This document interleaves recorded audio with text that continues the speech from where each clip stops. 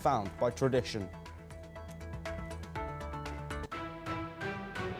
Well, we start this hour in the Middle East, and in a significant development, Israeli negotiators are heading to Doha, Qatar today for a new round of indirect talks with Hamas.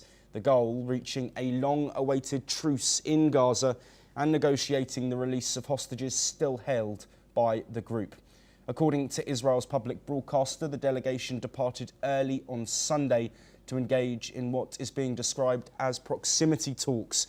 The talks are being facilitated by international mediators, including the United States, and come after Hamas said it was ready to engage immediately and seriously with the latest proposal. That proposal, according to sources close to the discussions, includes a US-backed framework calling for a 60-day truce, with Hamas agreeing to release 10 living hostages and several bodies in exchange for Palestinians held in Israeli prisons. Hamas is also pressing for increased humanitarian aid to Gaza and guarantees of a lasting end to the conflict.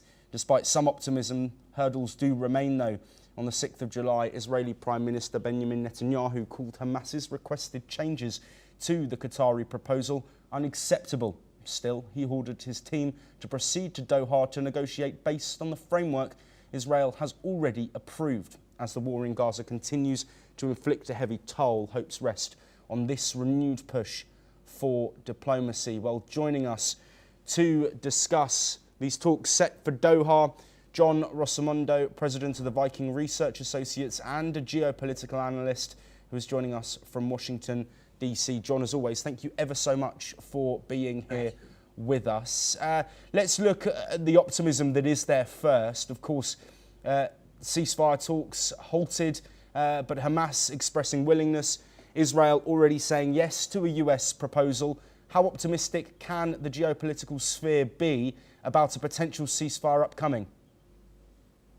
Well, I think that it would be for the families of the hostages who are still living, and those whose loved ones have been killed in the attacks, and this will be some relief for them and closure. However, Hamas has always shown that it will rearm. It will launch rocket attacks against Israel. It's already said it would do another October 7th. So, the ceasefire is just the first stage toward Hamas starting the next war.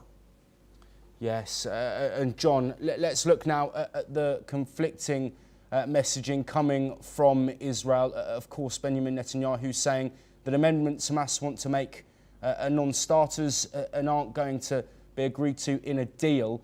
There have been comments from within Israeli politics talking about getting a deal done for these hostages after more than 20 months of warfare following those horrific October 7th attacks. Do you think that this Israeli government is in a position to take a step and concede on any of the key aims that they have in these negotiations that are upcoming? Well, there's pride on both sides. I think that Israel realizes that any concessions that it takes will be, crowed about by Hamas and its allies as an Israeli defeat. So that's the one thing that's going through the Israeli minds, is they don't want to be seen as being defeated in this war, even though they control 60% of Gaza. John Rossimondo, you will be staying with us because we're going to stay in Gaza, and in a politically significant